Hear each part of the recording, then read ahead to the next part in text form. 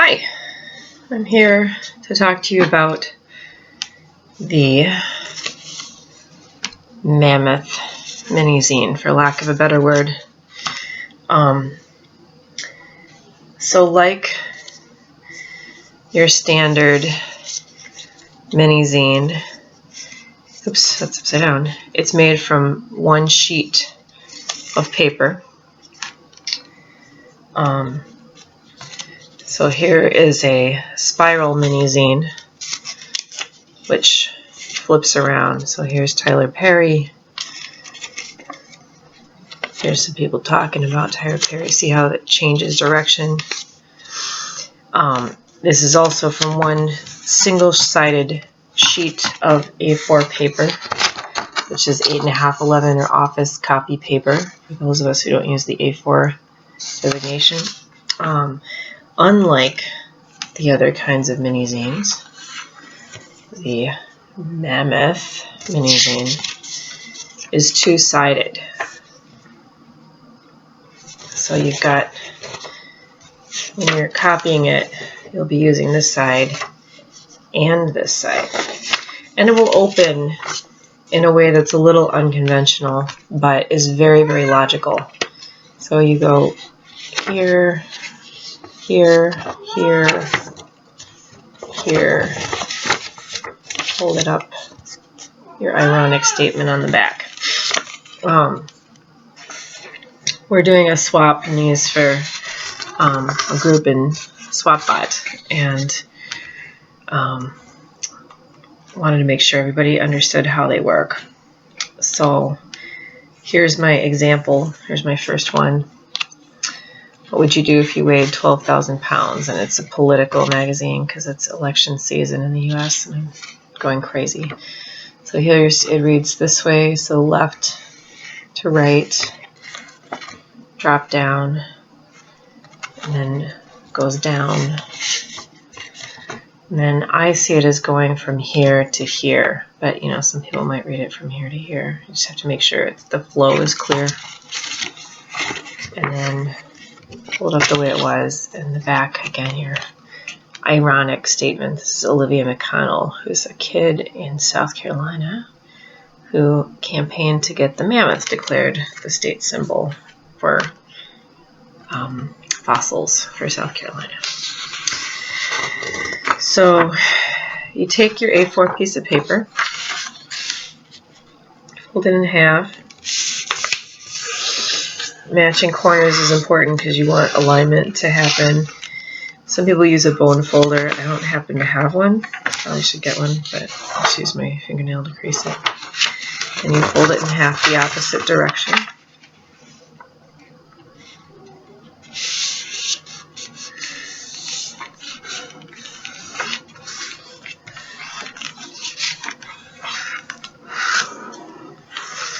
And I find it's really two tips on minizines I've learned over the years is that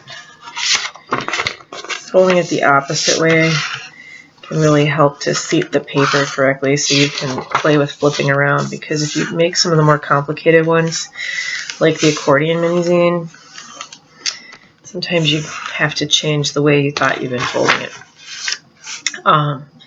And then, so you have these four rectangles now. On the left-hand side of the page, you'll see that here's the short side. It's neatly cut in two by this line. And you actually want to cut this line from here to here. Go ahead and do that. Again, you could use a rotary cutter, an X-Acto knife, and a ruler if you want to be super exact. I think of zines as kind of impulsive. I don't think them as like works of high art, and so I kind of try to keep mine a little bit simple. So I don't use a lot of fancy stuff on them unless I'm making something really special like a hexagon minizine, which I'll tell you about later. So now that you have this one cut in the paper, you are going to want to create the minizine. And I can see there's going to be a crash in a second. Cat. I tell you, my kid came in dressed like a stormtrooper 5 times as I was making this, and now it's the cat. I just can't do anything wrong. So you take the bottom left flap, becomes a flap, and fold it across to the bottom right. You take this now has 2 pages, right? And then you fold it up toward the top.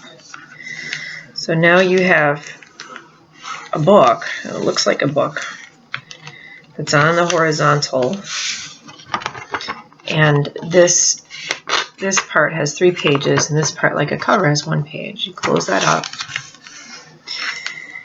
and this becomes your mini zine. And again,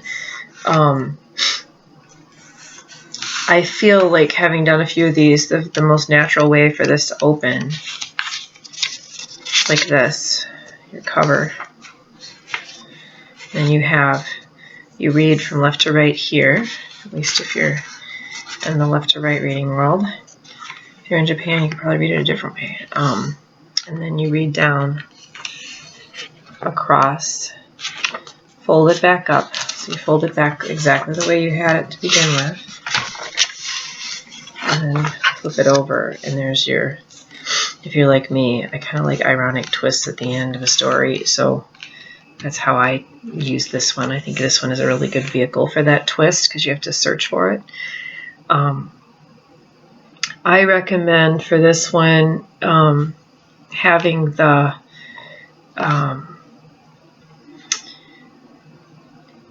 drawing it like it is, because you'll be able to get the flow better of the document. I know for some of these 6-page mini zines, people just use the diagram and decide how they're going to make it flow, you know, with it folded out like this.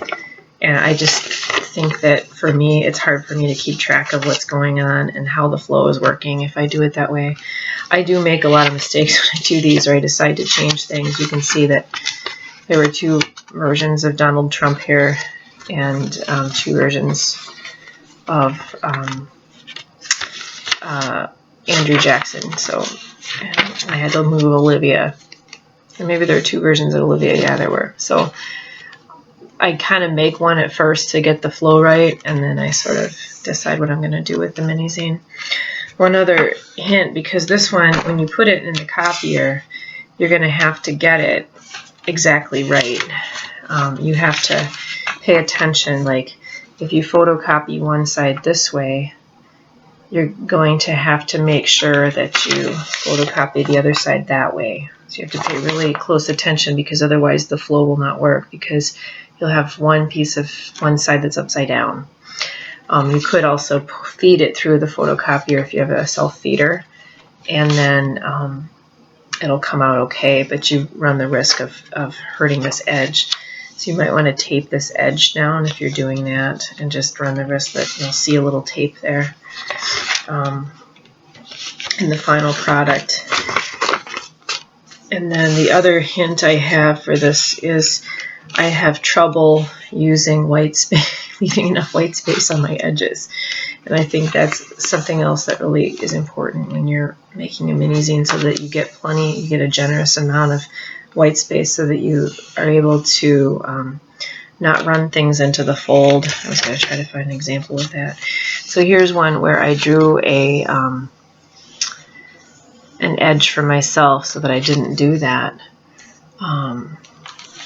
So another idea I had is to use washi tape to mask off, and you can see I forgot here, but use washi tape to mask off the edges so that it makes a neater document, and you don't have trouble with copying and then refolding, because when you're making copies of these, you're going to have to make several copies to send them to everybody, and then refold them. And when you get into this white space, it's harder to find your fold lines and make them neat. So that concludes the tutorial for the Mammoth mini zine, and I will make one for the accordion zines as well, because it seems like there's some interest out there, and I'd sure like to be able to show you how to do them. Thanks.